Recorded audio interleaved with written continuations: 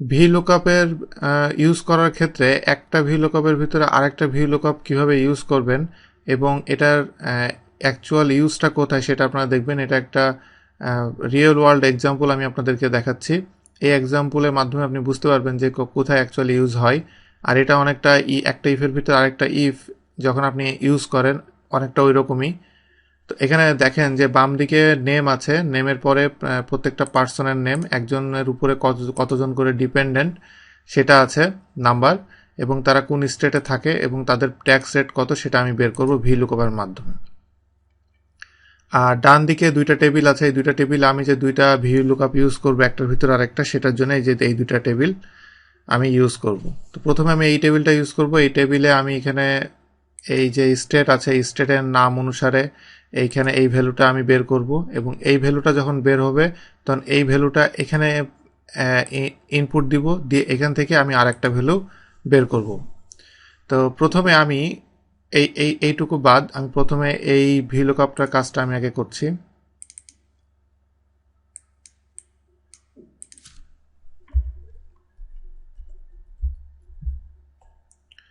এখানে VLOOKUP value নিব state, আর এখানে আমি তৈরি করে রেখেছিলাম যে রেঞ্জ টেবিল যেটা সেটা আমি তৈরি করে রেখেছিলাম। এটা স্টেট যেটা, এটা সিলেক্ট করলে দেখেন যে এখানে এরিয়াটা সিলেক্ট হয়ে গেছে।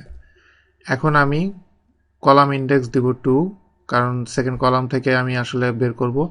আর এক্স্যাক্ট ম্যাচ, অবশ্যই এক্স্যাক্ট ম্যাচ দিব, দিয়ে আমি এন্টার দিব। দিলে এখানে দেখেন যে এখানে এই স্টেট নেমের জন্য এর যে শর্ট নেম যেটা তো সেই শর্ট নেম এখানে যে ভ্যালুটা সেকেন্ড কলামে, সেই ভ্যালু প্রত্যেকটা স্টেটের জন্য যে ভ্যালু, সেই ভ্যালুটা এখানে চলে আসলো। এখন এই ভ্যালুর এগেনস্টে আমি ট্যাক্স রেট কত সেটা এখান থেকে আমি বের করব। যেমন এমটি হলো এখানে, এবং তার ডিপেন্ডেন্ট হলো 5। তো এমটির জন্যে ডিপেন্ডেন্ট 5 হলে তার ট্যাক্স রেট হবে 0.3। তো এইটা আমি যখন ইউজ করতে যাব, এখন যে ভ্যালুটা এসেছে ভিলুকআপের ভিতরে দেখেন আমি প্রথমে একটা যে ভ্যালু দিয়েছি C2, মানে এই ভ্যালুটা দিয়েছিলাম। তো এখন যে ভ্যালুটা তৈরি করব, এখন যে ভিলুকআপটা তৈরি করব, এই ভিলুকআপের জন্য প্রথম যে ভ্যালুটা দিব এই C2 এর মতো, সেই ভ্যালুটা হবে এখানে যে ভ্যালুটা পেয়েছি সেই ভ্যালুটা, এই ভ্যালুটা দেখেন আমি করলে আরো ক্লিয়ার হবে আপনার জন্য। ভিলুকআপ আমি এখানে দেওয়ার পরে এবার আমি একদম লাস্টে চলে যাব, কারণ এই ভ্যালুটা দিয়ে আমি সার্চ করব কমা। টেবিল অ্যারে আমি ইউজ করব এখানে ডিইপি। এবার টেবিল অ্যারের ভিতরে আমি কলাম এখানে ইউজ করার ক্ষেত্রে একটু ট্রিক্স আমি এখানে করব, কারণ কলাম এখানে দেখেন যে আমি যদি ডিপেন্ডেন্টের উপরে কলামটা অ্যাকচুয়ালি ডিপেন্ড করতেছে। তো এখানে যদি ডিপেন্ডেন্টের উপর ডিপেন্ড করতেছে, সেহেতু আমি ডিপেন্ডেন্টের এটা সিলেক্ট করলাম। তো ডিপেন্ডেন্ট এখানে যদি 5 হয়, তো আমি এখানে দেখেন যে 1 2 3 4 5।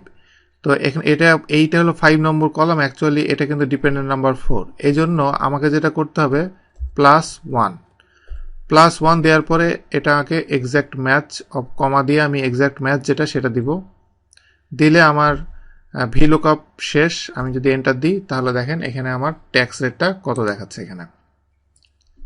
তো এভাবে আপনি ট্যাক্স রেটটা আপনি অ্যাড করবেন। আমি যদি ডবল ক্লিক করি তাহলে দেখেন সবগুলো ট্যাক্স রেট এখানে চলে এসেছে, এবং আমি এখান থেকে যদি ভেরিফাই করে দেখতে চাই, দেখেন আমি সাউথ ক্যারোলিনার জন্যে আমি প্রথমে এখানে এই ভ্যালুটা দেখব। সাউথ ক্যারোলিনার জন্য ভ্যালু কত, এটা হলো এসি।